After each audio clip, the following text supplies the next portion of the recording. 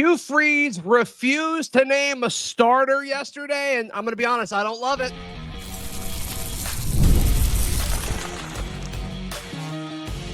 You are Locked On Auburn, your daily podcast on the Auburn Tigers. Part of the Locked On Podcast Network, your team every day.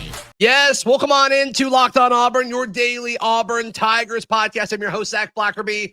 And thank you so much for making Locked On Auburn your first listen every single day. Happy Charlie Tuesday to all who celebrate. We are joined by Kyle Rush, also known as the Charlie 5, the man over at the barn, auburn.com, as well as the host of the Top Button podcast. Kyle, we'll talk about Auburn's plan versus Kentucky. I think it should be pretty straightforward and simple. How hot is the hot seat for Hugh Freeze? But let's start with Hugh Freeze not naming a quarterback yesterday when he had every opportunity to do so. He said after the game on Saturday that he would need to watch film. And now he says that it is about, the competition brings out the best in everyone. I think this was a missed opportunity. I don't care if you're doing the whole gamesmanship thing with trying to throw Kentucky off. I think you miss a prime opportunity to keep this fan base that you have crushed excited and dialed in. I think he should have named Ashton Daniels the starter yesterday. Yeah, maybe so. I mean, he's going to start. Like, there's no way he runs Jackson out there on Saturday. I can't imagine the fans in the stadium. Like, if that name was called out, right or wrong, it would not be good. And like, he has to know that.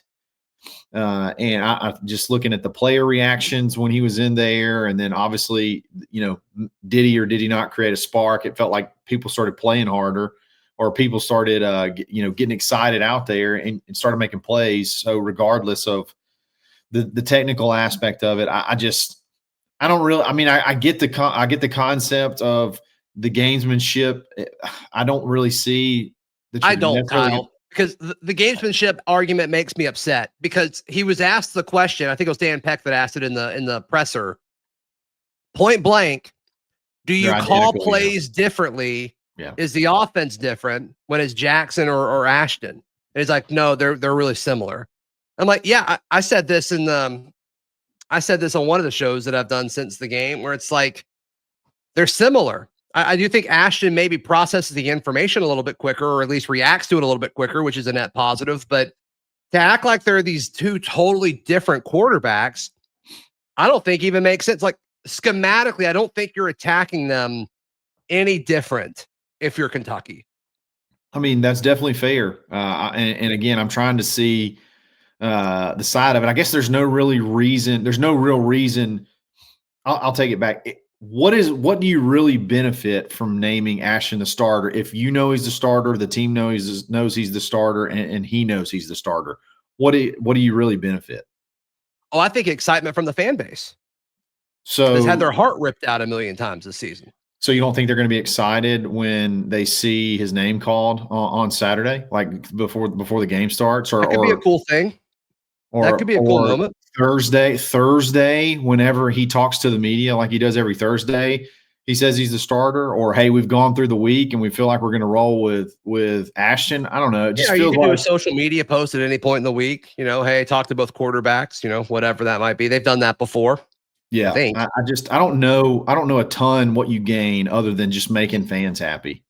And I'd much rather him just do what's best to try to beat Kentucky. And I don't necessarily see the advantage to beating Kentucky by hiding it as a secret. Let me give you another one. Okay. Let me give you another one if you don't mind. If you are making a quarterback change, which you and I both think that we are, right? I'm not putting words in your mouth. You think there's a change, correct? Yeah. I don't want somebody's making their first start on a new team splitting reps the week of. Or if you are sticking with Jackson, I don't want Jackson sharing reps with anyone else. Like, let's give them both as many reps as possible for whoever's going to be the guy. I think that's another argument. Yeah, so we don't know how those team periods go, where it's like number one team offense versus scout team defense when it's 11 on 11. Like, we don't know how those go.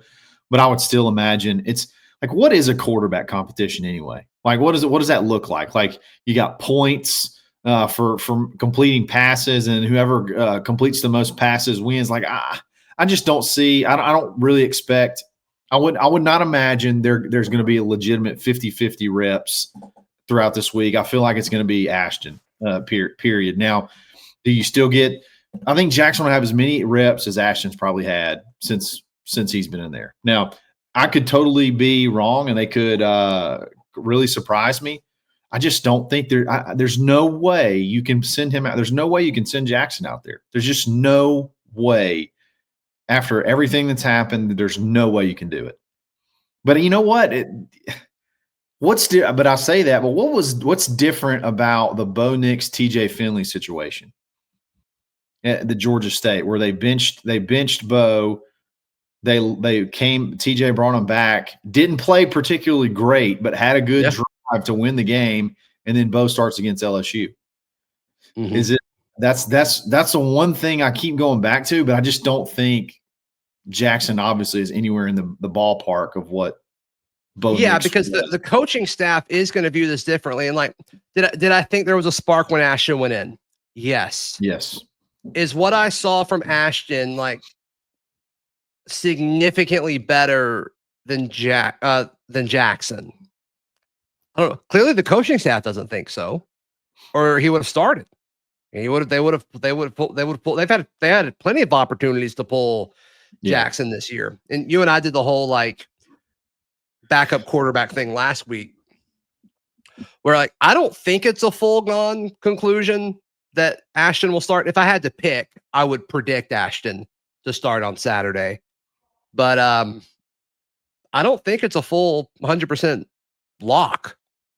I mean, I would put it it's got to be as close to a lock as possible. I mean, I can't, again, and I know I'm like repeating myself, but like, surely, Hugh, surely you're not. Like, surely you're not really the reaction, the negative reaction, if it is Jackson, with as fragile as his confidence supposedly is, as we continue to tiptoe around how we make sure Jackson feels confident. I mean, I hope the Auburn fan base wouldn't do this, but I can't say with confidence. Like, I think he would get booed the first time. There's a chance he'd get booed when he ran out. There's also a chance that he would get booed the first time there's an incomplete pass or a punt. I don't think he'll get booed when he runs out, but when they do the video board and they start calling out the starting lineups, if his name is called, I think there would definitely be some boos, unfortunately. I mean, that's just the nature of the beast. And I think if they call out Ashton Daniels, everyone will go berserk, right or wrong. They'll go berserk. They'll go crazy. You'll have a ton of energy. I don't see what Jackson brings to the table enough to make you go back to that well. I just really don't. I can't. Yeah, if they're the same, if they're as much of the same as you're saying that they are in the presser, like, let's make the change. Let's do it. Yeah, because even if it's not anything. Even if it's one of those things, like even Hugh said it, like even if it's one of those things, it's like you can't really quantify it. You can't really put a stat on it.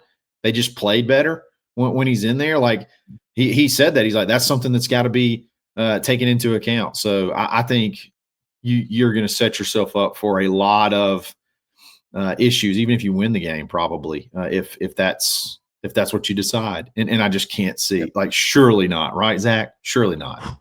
Surely not. Surely not. I hope. Yeah. How hot is the seat for Hugh Freeze? And let's go through a couple of realistic scenarios. I think they're realistic. That's next, right here on Locked On Auburn. Today's show brought to you by our friends at Game Time. Can you imagine buying tickets anywhere other than with our friends at Game Time, Kyle? No, actually, I'm encouraging my folks are coming to town this weekend, encouraging them to go to Game Time, use the coupon, and get them some Auburn tickets. I'm sure there's going to be some they could snag. Yep, absolutely. Use promo code Locked On College to get in on the Auburn, Kentucky action. You got Mercer, and then you got the Iron Bowl. So I think this is kind of your last one where it's like going to be manageable SEC game. So head over, download at night. That's right. Download the Game Time app. Use promo code Locked On College for $20 off. You won't find a better ticket buying experience. That's for sure. Today's show also brought to you by our friends at Kia Autosport Columbus. Can you imagine wanting to buy a new vehicle and going anywhere other than with our friends at Kia Autosport Columbus? I personally cannot. Be crazy. It wouldn't make any sense. It wouldn't make any sense. If you're in the Auburn, Opelika area, if you're in the Atlanta area, drive on over to Columbus. They're right off of Whittlesey Boulevard. And all you have to do is walk in, just proclaim it as soon as you step foot in there. I heard about you on Locked On Auburn, and they're giving you $500 off of your any new Kia purchase. They've got tires for life. They've got it all going on. So you can shop online at KiaAutosportColumbus.com, or once again, go check them out in person in Columbus, right off of Whittlesey Boulevard. Thank you so much for making Locked On Auburn your first listen every single day. How hot is the seat for Hugh Freeze? I think it's toasty, but sure. I do think there's some realistic paths where even if it stays warm, it doesn't get hotter from the perspective of the people who will make that decision. I think the fan base is going to feel certain ways about it, but from the people who make the decisions about it, I think there's a chance where he does survive this, Kyle. I'm going to need you to rework that first step. I'm going to need you to rework that opening statement. I got lost there. Well, I'm just saying, I think the fan base is going to want him gone, or a large chunk of the fan base is going to want him gone, but I think there's plenty of opportunity in front of him where John Cohen and other people who make the decision will look past all that and say, we got to keep you. We got to keep you. So the way I see it is it falls apart and you lose to Kentucky, which I don't think is realistic. I think Auburn wins this weekend. You do the most realistic approach, which is you lose to Vandy and you lose to Bama and you beat Kentucky and Mercer. That puts you at 6-6. Yeah. I think that's the most realistic spot. And I think that gets them fired at the end of the year. That's just my guess. I don't know if that happens after Vandy or if it happens after the Iron Bowl at the end of the season. I don't know. And then you bring, you name an interim or whatever, you coach a bowl game. That's going to be a disastrous situation just as far as who's doing what in a bowl game in that scenario, but that'll be fun to cover. The other part of this, outside of just winning out, I don't think it's crazy to say Auburn can win in Nashville. I like the matchup for Auburn. And there's a chance. I mean, unless Auburn just looks terrible against Kentucky, there's a solid chance I pick Auburn against Vandy in 2 weeks. Not to give too much away of future shows, not to get too far ahead of ourselves. But that to me is the most interesting situation where if Auburn does win out to the Iron Bowl, what in the world do you do? Yeah, and John Cohen, to me, after this Arkansas game, when he's asked the comments about I think it was from Brandon Marcello, maybe he's asked the comments about how he feels if he feels like this has changed anything or how he feels about the trajectory or whatever. And he's kind of, it seems like he's got some specific criteria in mind that he's watching to see if things change or things get better, which lends me to believe that there's not necessarily a magic record number. Like, I don't think there's necessarily a magic record number where if you get to this, you're safe, or if you get to 7-5, you're safe, or you get to 8-4, you're safe. To me, I feel like he's looking at that offense, man, and he even said it specifically in the Arkansas game. Look, we keep having second half struggles, and it's just not acceptable. It's got to get better.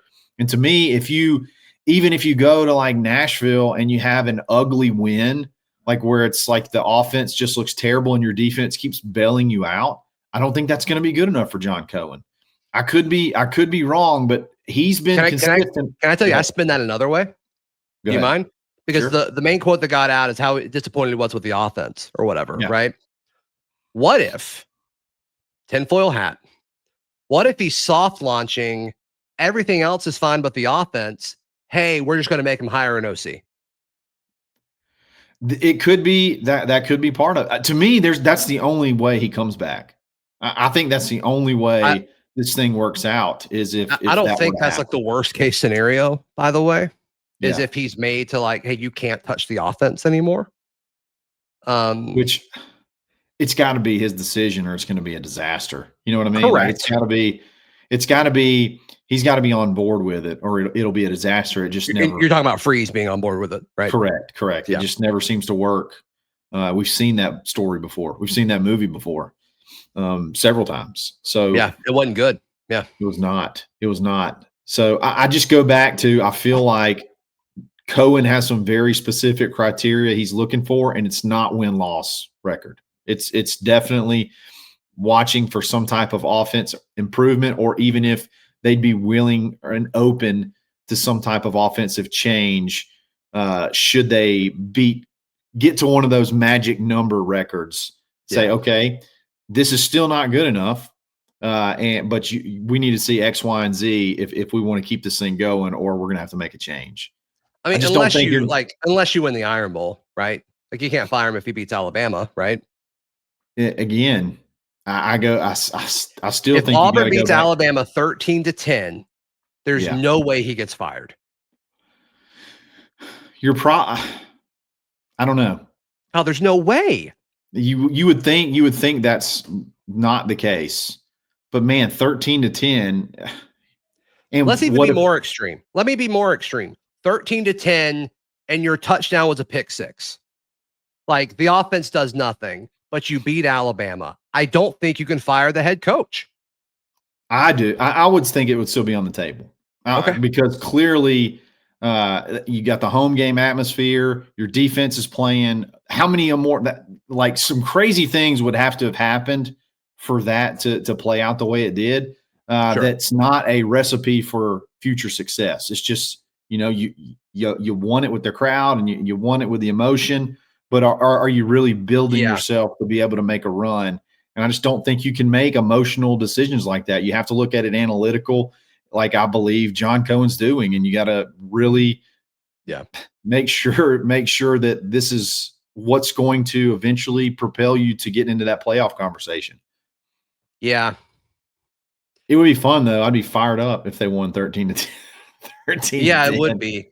And like, I've been asked this question a million times, like, even if they go 8-4, but there's no hope, there's no like expectation of a championship when it comes to leadership. Like, is that worth it?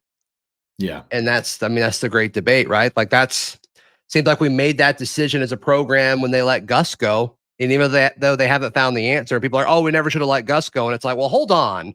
Yeah. Hold on. The feeling was it was championship or bust, and he wasn't championship. Correct. And so if that's where we want to go, and you just keep doing this every few years until you find it, like, that's fine. That's fine. That's probably the right move. Like, right. So, and that supports your side of it. I want to be clear. Like, that's me giving you that part of the argument. So, yeah, well, I mean, what do you think? Let us know in the comments down below about both of our points on that. Auburn's plan versus Kentucky, it should be so easy. And you can spell it with 3 letters. That's next, right here on Locked on Auburn. Today's show brought to you by our friends at FanDuel. Can you imagine wagering anywhere other than with our friends at FanDuel? Be crazy. It would be crazy. Auburn, as the time of us recording this, a 10.5-point favorite. Opened at 9.5. The line moving in Auburn's favor. I feel like that hasn't happened in a minute. You can get in the action over at FanDuel. Also, of course, the NBA is back, which is cool.